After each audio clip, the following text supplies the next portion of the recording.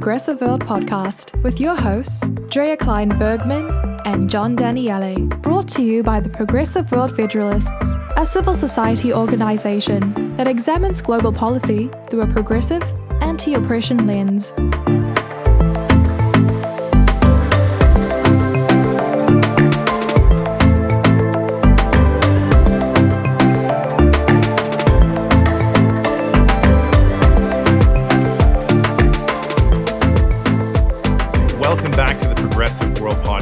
I'm your host, John Daniele, and I'm a cyber policy and intelligence analyst. And I'm your cheeky co-host, Drea Klein-Bergman. So our topic is a big one. We are going to look at the bizarre and complicated government of Belgium, the center and heart of the European Union, as well as dive into some of the complexities of the EU, especially under the strain of the pandemic. Will it succumb to nationalism, or will it come together as it was intended to lift up all EU citizens? And without further delay and appropriate fanfare, I introduce to you Dr. Tom Bruyer.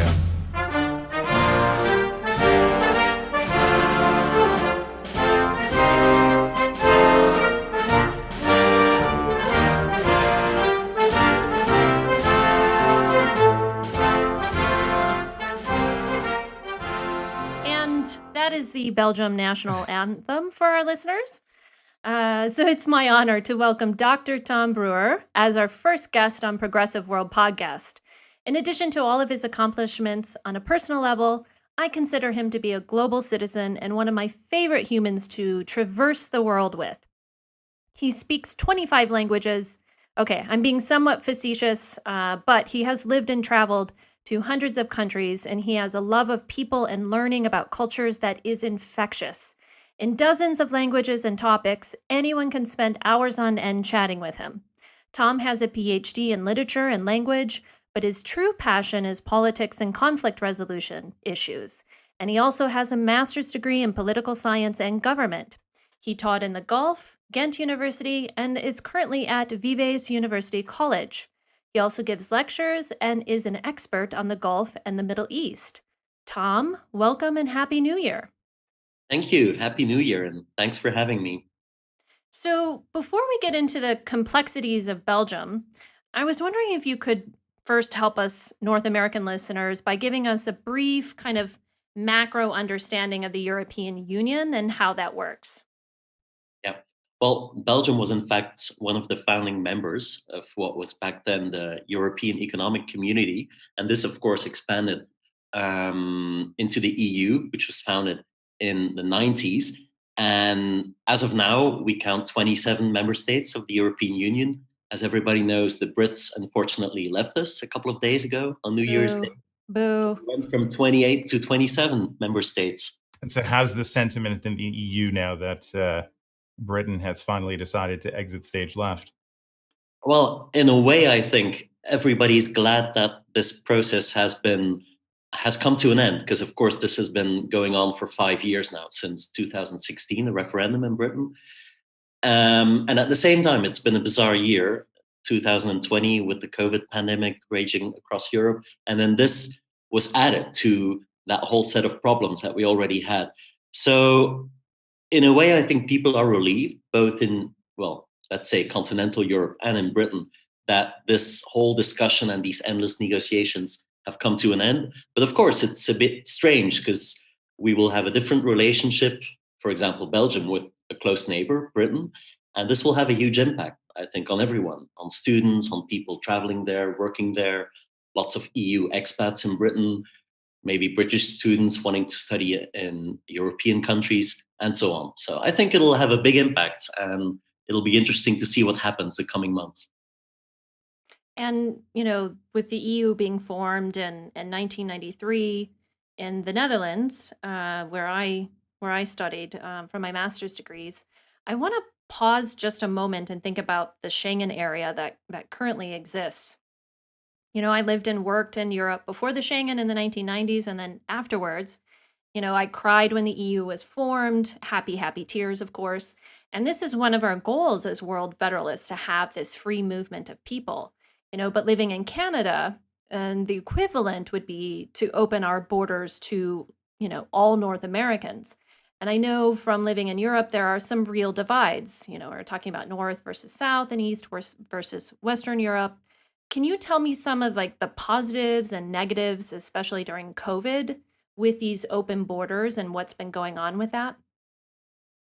Yeah. So, well, Schengen, of course, was a really important realization because we're talking about a bloc of 26 countries, 400 million people, and principles like freedom of movement, the fact that these countries abolished their borders, common visa policy, and so on.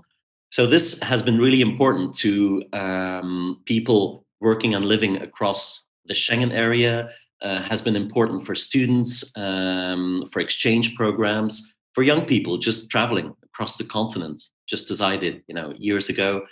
And it's just a great feeling to know that there's no borders, no specific border control, and you can cross Europe from north to south, east to west. And I think this was really important in forging a unifying European identity for people across this area and across the EU. So then, kind of going into the Belgium case, um, can you give us a brief background of the different governments of Belgium? Because it's, I think for North Americans especially, it's a bit complex and confusing. And just as an aside here, as we're talking about this, Tom, Belgium is a flawed democracy, ranks 33 in the world, below Estonia and Malta, versus Canada, which is a full democracy and ranks 7th. Yeah.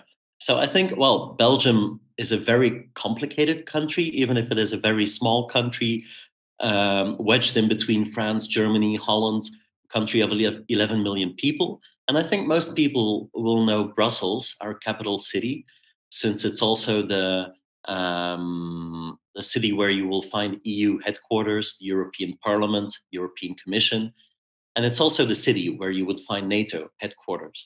So it's an important capital city, the capital of Europe, and Belgium, of course, being at the heart of Western Europe, and being one of the founding member states of the EU, has an important role to play, even as a small country. Now, when you said that Belgium was or is a flawed democracy, of course, I was a bit shocked to see that we were just at number, what was it, 34? 33. 33, Tom. Sorry. That. All right. And Canada is at number 7, right? Yes. Well, I think this might have something to do with the complicated structure of Belgium because we have 3 official languages, Dutch, French, and German. We have different regions. And another surprise, we don't have 1, but 6 governments. So this is just incredible, I think, right? For a small country of 11 million people, a federal government, and then several governments according to the region, the Flemish region in the north, the French-speaking Wallonia in the south, and then also governments according to the linguistic communities. The Dutch speakers, around 60-65%, the French speakers, and then the small region of German-speaking Belgium. So pretty complicated, and this might explain why we are only at spot number 33, unfortunately. So just speaking, I'm just thinking about how complex it is with just all of the official languages. Your Prime Minister, Alexander De Croo, is he Flemish? Am I remembering that correctly? Yeah, he's Flemish, so he's a Dutch speaker. Yeah. But how does he communicate to the other regions then?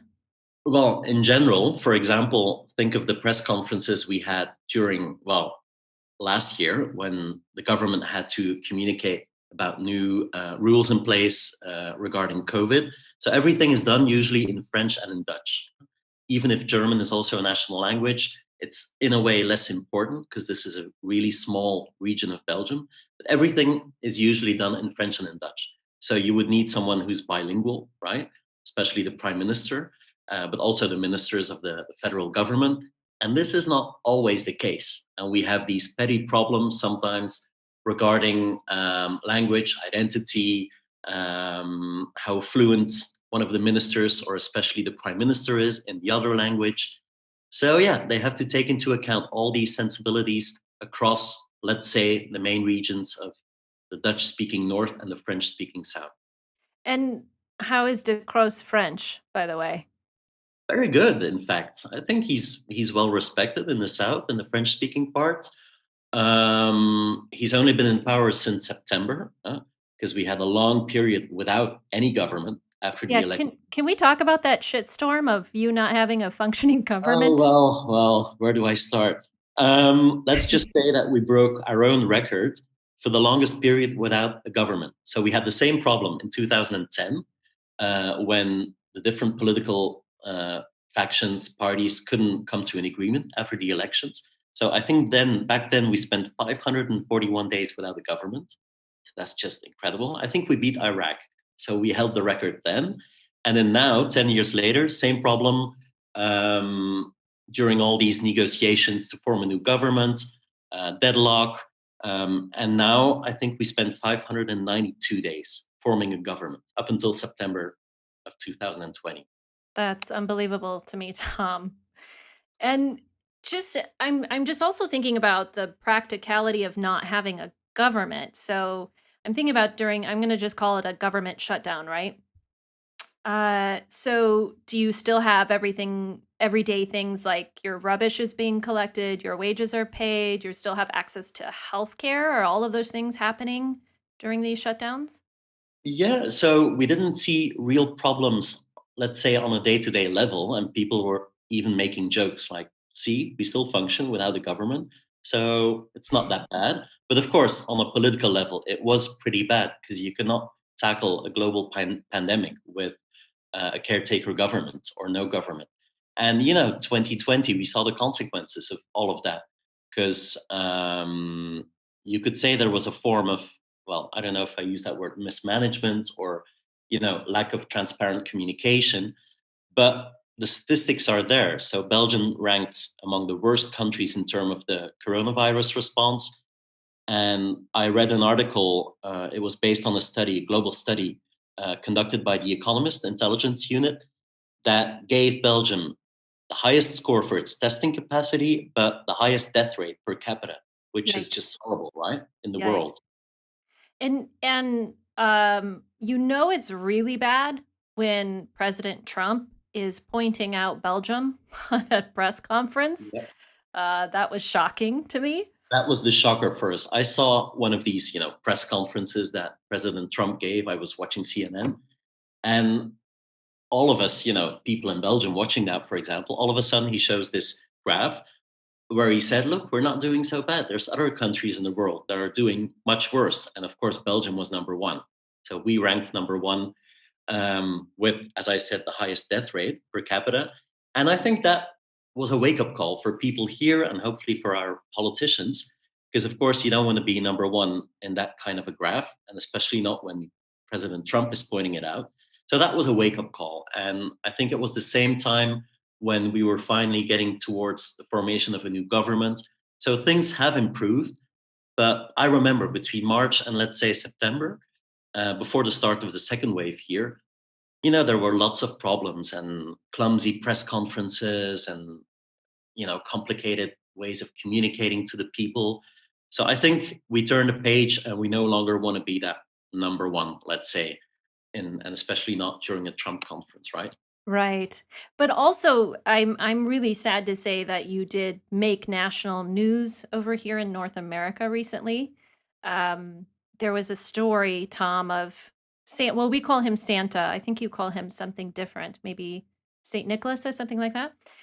But Santa visits a nursing home without a mask, and 85 residents tested positive, and 26 people died.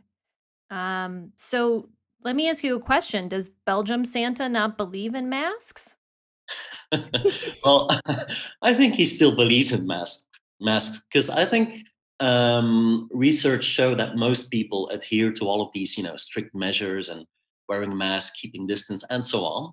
And even if people are, getting tired of it, like most people around the world, let's say a big part of the population still respects all of these rules, but then you have these unfortunate cases, and this is just dramatic because people died. I think it Oh, was it's terrible. It's yeah, absolutely horrible terrible. story, and it made headlines, of course, here and apparently across the world. But yeah, you still have people trying to find loopholes or just not respecting the rules, and this is the consequence. And I think this guy was the son of one of the people staying at that retirement home. Oh And no. yeah, lots of people got infected and got sick because of that. So it's just horrible what happened there. And I think this is a good segue to kind of move into this, especially during pandemic. I've been seeing a lot of like this growing distrust across Europe, and Belgium. And I was wondering if you could just talk a little bit more about that. And because obviously, my number one concern is that Europe will not survive. The EU will crumble, and that would be absolutely heartbreaking. hmm Yeah, well, I think this year could even be a make or break moment for the EU, because I think the global pandemic revealed all of these fault lines that we already had since, well, during the last decade. Let's not forget we had the huge impact of the economic crisis, 2008, 2009. We had the migration crisis, 2015. So all of that has been going on, has put a huge strain on the unity of the European Union. And you have these tensions between the North and the South, Western, Eastern European states, still 27 countries that have to find a compromise, agree on budgets. And I think towards the end of 2020, there was a real effort to unify the member states, because I think we were drifting apart. The rise of populism in lots of European states, people questioning the existence of the EU. You might have seen these images from Italy, for example, March, April, from Spain, when we were at the worst of the first wave of the pandemic, and people were saying, "Where's Europe? What are they doing first? Where's the solidarity?" Yes, that's right. That's Right? right. And that was horrible to see. That was another wake up call. And I think it's only been after the summer and with the start of the second wave that we actually saw people from the European Commission, the president, Ursula von der Leyen. We saw the president of the European Council acting, giving more press conferences. And that's when they were trying to when their efforts of unifying all these countries paid off, I think, because now we started the vaccination campaign on the same day for each member state. So we had a couple of months where there is a unified response strategy, let's say. But 6 months ago, it was really different, and people were angry, were mad, were questioning what the EU was for, the purpose of having this union if nothing happens to combat this global pandemic.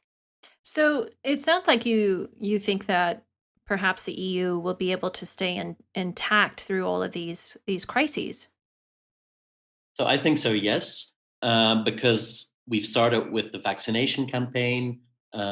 Everything has been centralized from Brussels, let's say, with the European Commission taking the lead in approving the first vaccine, which was a Pfizer one.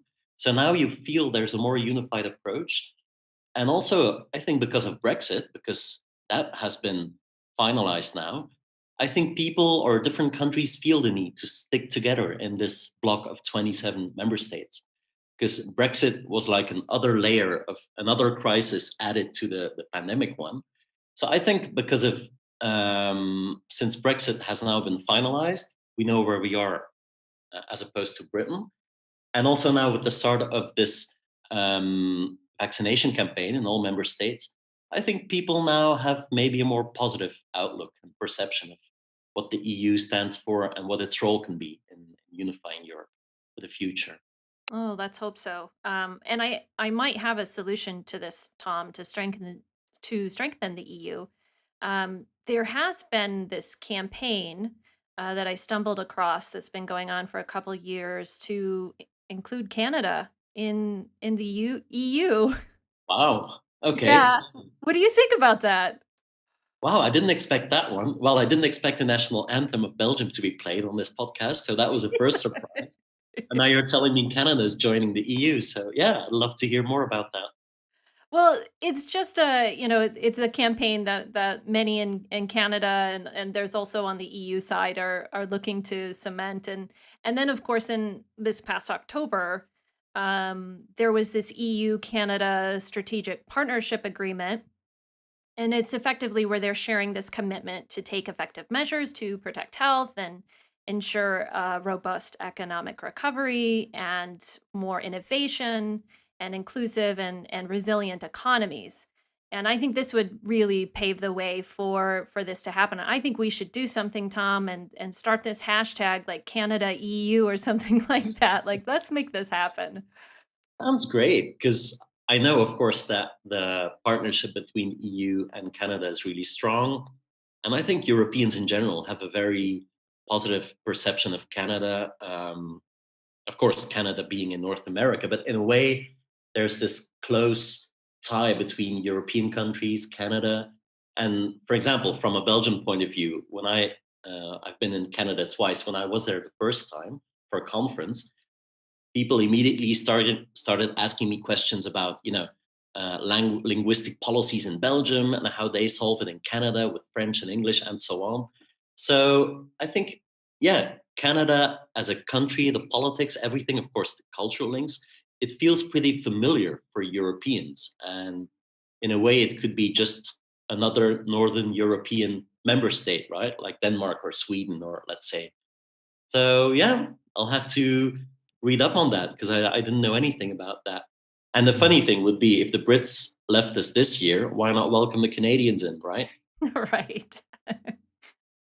That policy dates back to the early days of the Trans-Pacific Partnership, where there was discussion about whether Canada should align itself towards China, where we don't share a lot of the same values and principles, versus aligning ourselves rather with the EU, because we share much closer societal values and cultural values. And so that was a hot topic of discussion around the early days of the Trans-Pacific Partnership. So, Tom, talk to us about some of the structural aspects of the European Union. There is the European Council, there's the European Commission. What is the difference between the two? I think there's a lot of confusion about the structure of the EU. Can you tell us a little bit more about how the EU is actually structured in the world today? Yeah.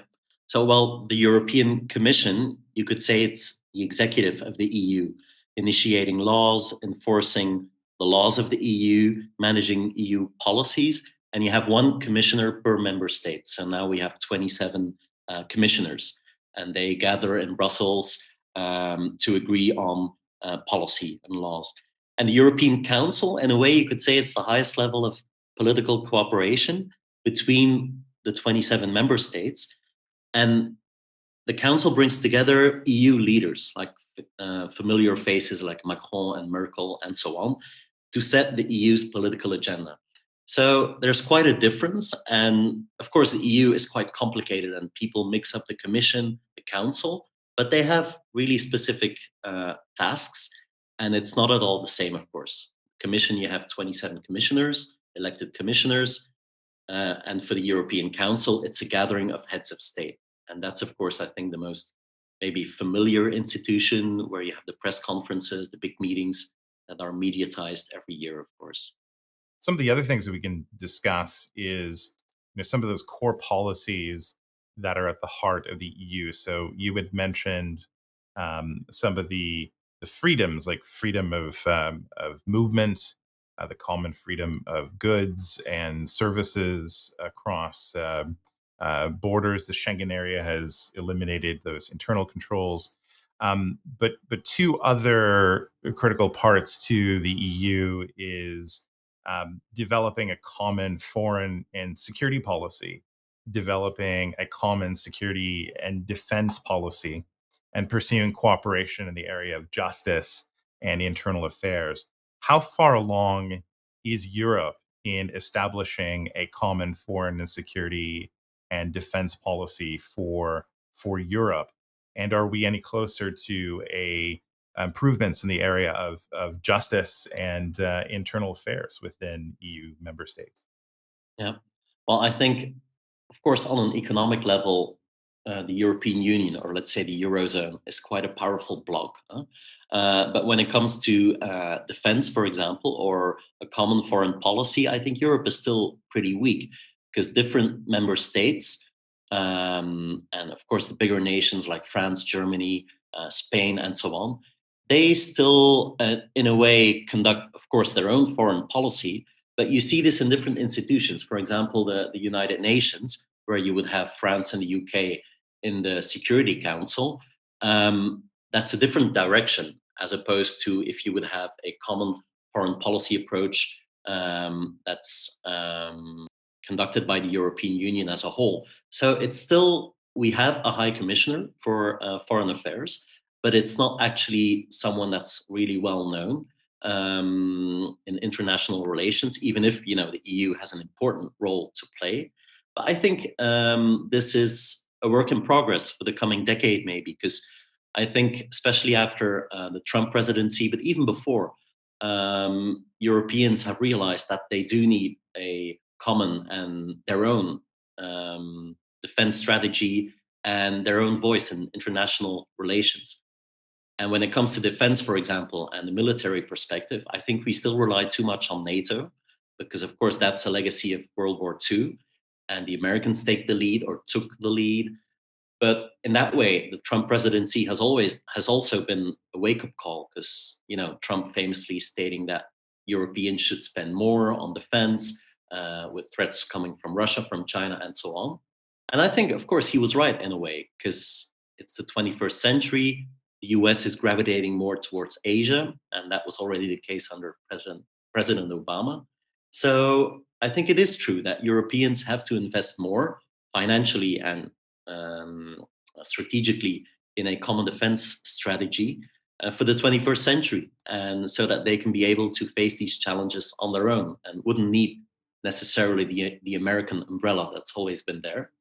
So I think, yeah, still lots of work to do when it comes to foreign policy defense. But I think it is necessary, and the EU needs certain reforms, and these should be a priority, I think, for the years to come, because there are so many challenges ahead of us, I think, once we've dealt with this global pandemic, of course. And yeah, I think then we will see what the impact of Europe really is or can be on the global stage. I think the discussion of a European army versus NATO is a whole other episode that we could definitely have. I understand that Germany has sought to increase integration in military and defense matters, and there a few years ago had established a command, a joint command of Belgian, I think French, and some other nations had joined in under German command. Do you know anything about that security arrangement or relationship, which could be seen as sort of a precursor to the emergence of a European army? Yeah, I think it's really interesting because it makes me think immediately of the founding, let's say, of the political European Union, because that's also how it started on a political level with these 6 countries, the Benelux, Italy, France, Germany, and it expanded. And I think the same will happen, as you said, with from a military perspective, because there's been regional cooperation, military cooperation between the Benelux countries, and of course now with Germany and so on. So I think it has to start on a micro level, regional level, and it can be expanded instead of going for, you know, the full strategy with 20 member states replacing NATO or something like that, which is still like a fantasy or wouldn't happen. But I think if you can expand that regional experiment, which works and is still growing and growing slowly, it could actually work. Thank you for listening to part 1 of our interview with Dr. Tom Bruyer. In our next episode, we will be chatting with him about populism, the Black Lives Matter protests in Europe, and peace and security in the EU. Stay tuned for part 2 of our interview.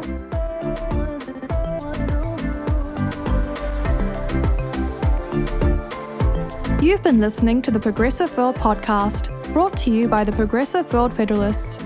You can reach us through our website at www.progressiveworldfederalist.com. Join us in advocating for stronger global democratic institutions, the decolonization of the international system, and global justice reform.